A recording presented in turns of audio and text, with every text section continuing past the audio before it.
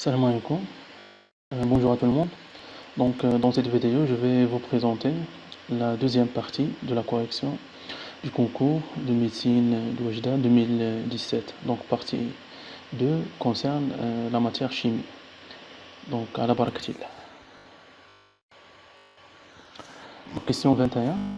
On prépare 500 ml d'une solution aqueuse d'acide chlorhydrique en dissolvant 0,24 litres de HCl dans l'eau. Bien sûr, HCl gazeux. Donc, on demande de déterminer la concentration molaire de S. Donc, on a la relation entre la quantité matière et volume d'un gaz. Donc, c'est V sur Vm égale aussi, c'est la concentration fois le volume de la solution. Donc, calcul ici donne que C égale à 2, 10, moins 2.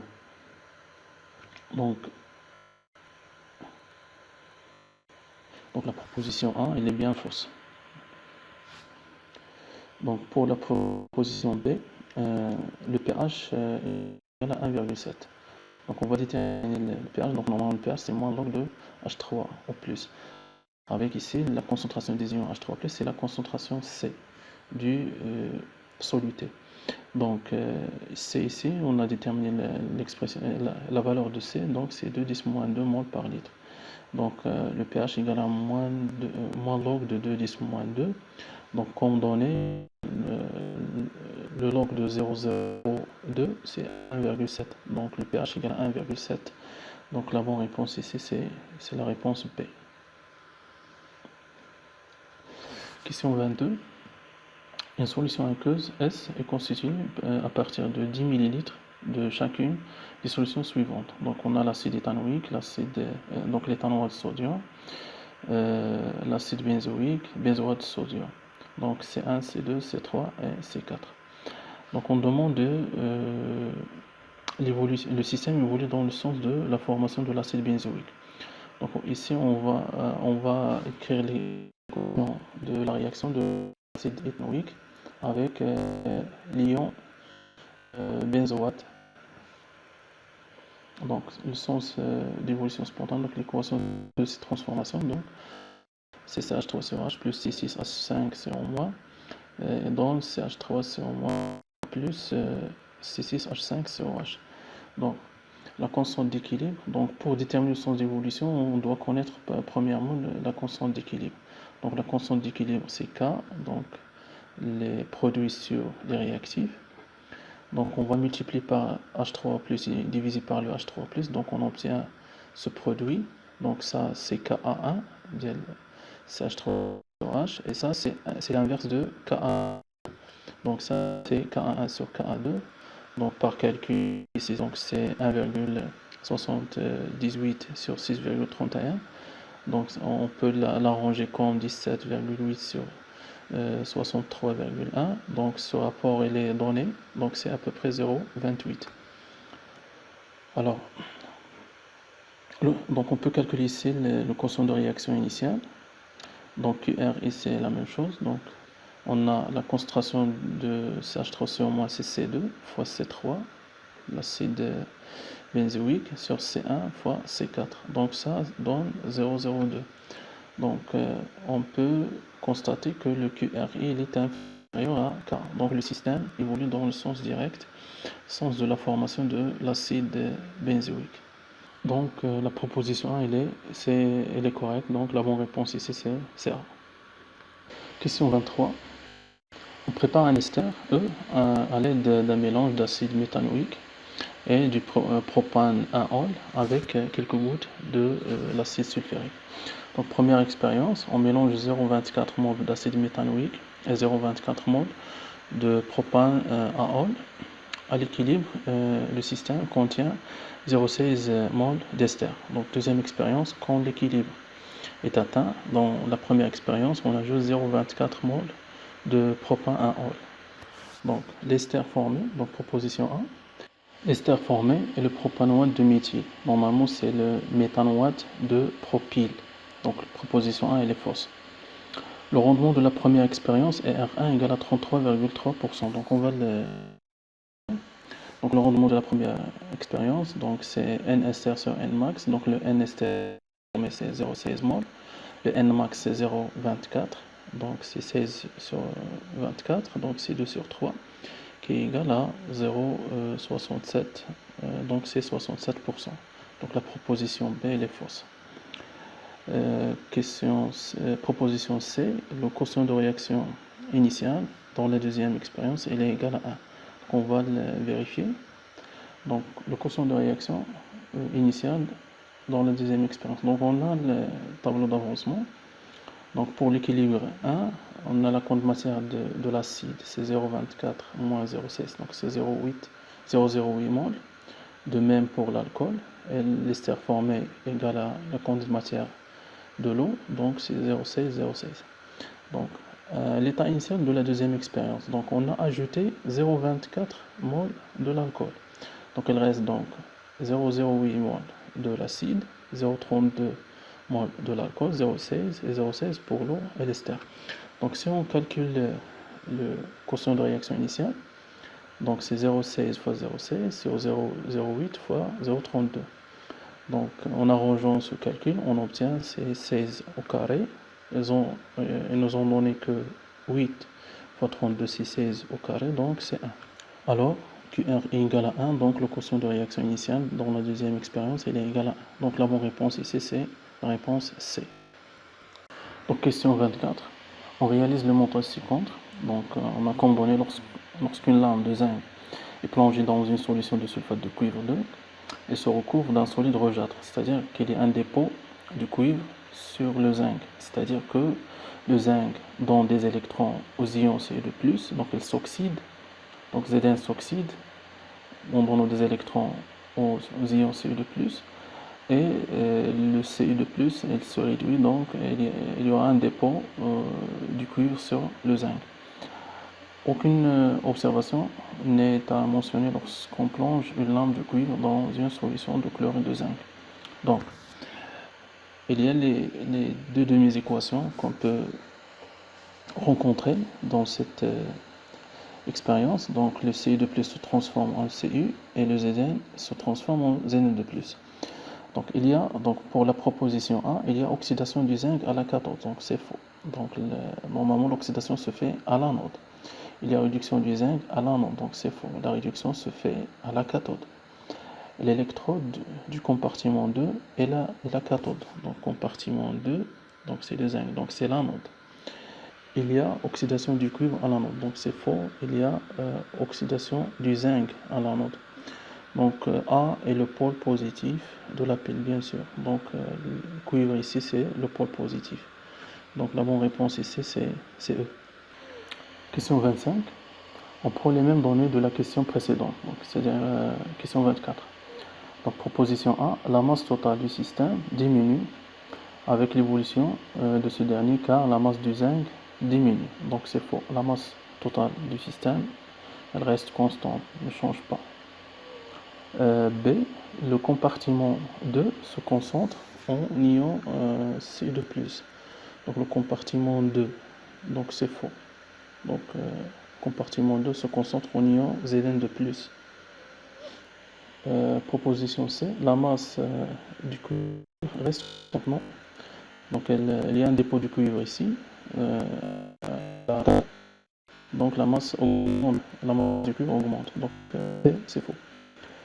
Pour la proposition D, la concentration en ion Zn2+ augmente avec le temps. Donc bien sûr ici, il y a oxydation du zinc, donc il y a augmentation des ions Zn2+, donc il y a augmentation de ces ions. Donc la bonne réponse ici c'est D. Question 26. Une solution aqueuse d'acide chlorhydrique a un pH égal à 1. On ajoute 100 ml d'eau à 50 ml de cette solution. Donc on a des données. Donc le pH de la solution diluée obtenue est.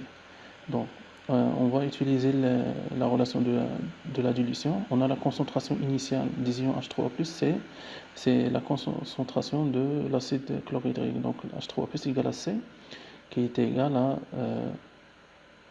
10 à la puissance moins pH, qui est égal à 10 à la puissance moins 1 mol par litre. Donc la relation de la dilution nous donne que CIVI égale à CFVF. Donc on cherche nous le CF, donc CIVI sur VF. Donc la concentration initiale c'est 10 moins 1. Le volume initial c'est 50 ml et le volume final c'est 150 ml. Donc c'est pas la peine de changer en litres. Donc le millilitre va se simplifier. Donc c'est 10 moins 1 fois 50 sur 3 fois 50. Donc il reste 1 sur 30 mol par litre. Alors la concentration finale ici c'est division H3+, c'est 1 sur 30 mol par litre. Et la relation du pH, donc pH égale à moins de log de H3+, égale à moins de log de 1 sur 30, qui est égal à log de 30, qui est une donnée qui est égale à peu près 1,48. Donc le pH égale à 1,48. Donc la bonne réponse ici c'est la réponse B. La question 27.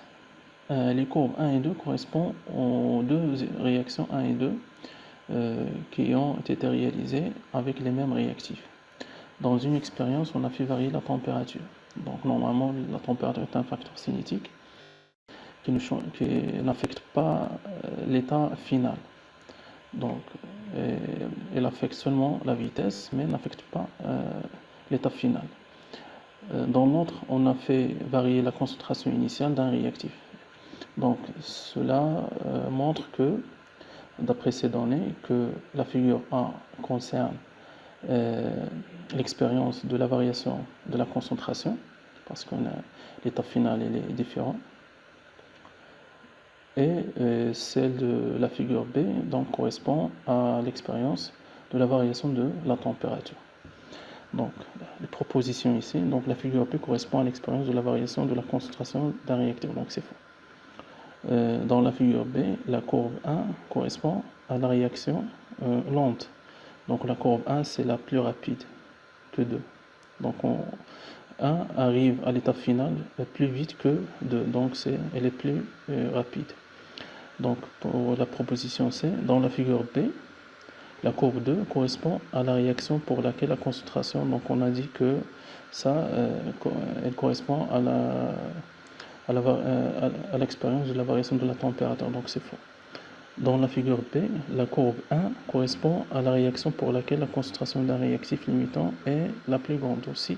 Donc la figure 2 correspond à l'expérience de la variation de la température. Donc il reste ici toutes les affirmations proposées sont fausses, donc c'est la bonne réponse. Pour la question 28, on a une solution aqueuse SA d'un acide HA de concentration molaire CA. La mesure du pH de cette solution donne 3,2. Donc pour déterminer CA, on dose la solution SA par une solution aqueuse SP d'hydroxyde de sodium de concentration molaire égale à 0,02 mol par litre. Donc pour cela, on prend un volume V1 égal à 20 ml de SA et on y ajoute progressivement la solution B. Le volume versé à un équivalent, c'est 20 ml. Donc pour le volume VA égal à 20 ml, la solution SA de la solution SA, l'avancement final de la réaction H1 avec l'eau est 1,26 10 à la puissance moins 6 mol. Donc on a l'expression de l'avancement final, donc XF égale à la quantité de matière de ion H3+, qui est la concentration fois le volume. Donc la concentration c'est 10 à la puissance moins pH, qui est 3,2, donc 10 à la puissance moins 3,2, fois 20, 10 à la puissance moins 3. Donc on peut regrouper les 10 à la puissance. Donc 10 à la puissance moins 2 fois 10 à la puissance moins 3. Donc c'est 10 à la puissance moins 6,3. On fait la somme des puissances. Donc c'est 20, 10 à la puissance moins 6,2. Donc ils nous ont donné la valeur de 10 à la puissance moins 6,2. Donc c'est 6,31, 10 moins 7. Donc c'est 20 fois ceci. Donc on peut faire le calcul ici. Donc c'est 2. Donc on peut simplifier par moins 1. Donc 10 fois 10 moins 7, donc c'est 10 moins 6. Donc 2 fois 6,31, c'est 12,62 10 moins 6. Donc ceci donne que XF égale à 1,6 10 à la puissance moins 5 mol. Donc la proposition A, elle est fausse. Pour la proposition P, la réaction de dosage est caractérisée par un taux d'avancement final très inférieur à 1 an. Donc le taux d'avancement final de la réaction de dosage il est très proche de 1. Donc les réactions de dosage sont considérées comme des réactions totales. Donc la proposition B, elle est fausse. Donc il reste à vérifier la concentration C1. Donc la relation d'équivalence nous donne que C1V1 égale à CBVB1. Donc cela donne que C1 égale à 0,02 mol par litre. Donc les propositions C et D sont fausses. Donc il reste à vérifier la dernière. Donc le taux d'avancement final, donc c'est taux égal à la concentration 10 H3 plus sur CA, donc c'est 10 à la puissance moins 3,2 sur 0,02, donc c'est 10 à la puissance moins 3,2 sur 2, 10 à la puissance moins 2. Donc on fait monter la puissance 2, donc c'est moins 3,2 plus 2, donc c'est moins 1,2 sur 2, 1 demi c'est 0,5 fois 10 à la puissance moins 1,2, c'est une donnée qui est égale à 3,15 10 à la puissance moins 2. Donc ceci nous donne que le taux est égal à 3,15%. Et donc la proposition 1, elle est correcte. Question 29. On prend les mêmes données de la question précédente, qui est la question 28. Donc lors du dosage, quand le volume de soude versé VB égale à 10 ml, le pH du mélange réactionnel est 4,8. Donc quand le volume de soude versé égale à 4 ml, on cherche le pH dans ce cas. Donc premièrement, on va déterminer la valeur de pKa. On sait que donc tableau d'avancement dans ce cas, donc HA plus HO- donne A- plus H2O. Donc HO- c'est un réactif limitant. Donc on a la relation pH et pKa. Donc on doit déterminer premièrement la valeur de pKa à l'aide de la première expérience. Donc on a la concentration de A-, donc c'est BVB sur le volume total. Et la concentration de l'acide, c'est CaV1- c'est BVB sur le volume total. Donc pour VB égale à 10 ml, donc c'est la première expérience, on a la concentration de A-, c'est 2 sur 3, 10 à la puissance moins 2. Et de même pour l'acide, donc c'est pas la peine de convertir les volumes en millilitres, donc le millilitre va se simplifier en litre, pardon, le millilitre va se simplifier. Donc la concentration de l'acide ici c'est 2 sur 3 10 moins 2. Alors ici donc le pH égale pKa plus le log de la concentration de la base sur la concentration de l'acide. On remarque ici que la concentration de la base est égale à la concentration de l'acide, donc c'est 1, ce rapport est égal à 1, log de 1 égale à 0. Alors le pH égale à pKa qui est égal à 4,8. Donc le pKa égale à 4,8. On peut passer à la détermination du volume, du pH, pardon.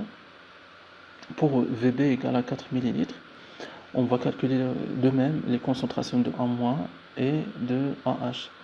Donc ici, c'est donc la concentration de A- donne 1 sur 3 10 moins 2. Et la concentration de AHA égale à 4 sur 3 10 moins 3. Donc on applique la relation de pH et pKa. Donc c'est pH égale à pKa plus log de la base sur la concentration de l'acide. Donc c'est 4,8 plus 1 sur 3 10 moins 2 sur 4 sur 3 10 moins 2. Ceci donc c'est 4 plus log de 1 sur 4. Donc c'est 4,8 moins log de 4. Donc ils ont donné que le log de 4 égale à 0,6 à peu près, donc c'est 4,8 moins 0,6, donc c'est 4,2. Alors le pH ici il est égal à 4,2 qui est la réponse A. Donc la bonne réponse ici c'est A. Donc la dernière question, choisir la bonne réponse. Pour la proposition A, la constante d'équilibre dépend du taux d'avancement final d'une réaction chimique. Donc c'est faux, il dépend seulement de la température. La polarité de la molécule d'eau ne se justifie par le fait que le barycentre des charges positives il est confondu avec le barycentre des charges négatives. Donc c'est faux, ils sont décalés, ils ne sont pas confondus. Pour C, l'eau sous une pression de 1 bar, c'est-à-dire 1 atmosphère, à une température de 253 Kelvin, elle est solide. Donc en degrés C, donc T il est égal à 253 moins 273 qui est moins 20. Donc moins 20 degrés C c'est solide. Donc la bonne réponse ici c'est C. Donc, merci pour votre attention. Si vous avez des questions, laissez un commentaire. Donc, je vous souhaite bonne chance. Salam alaikum.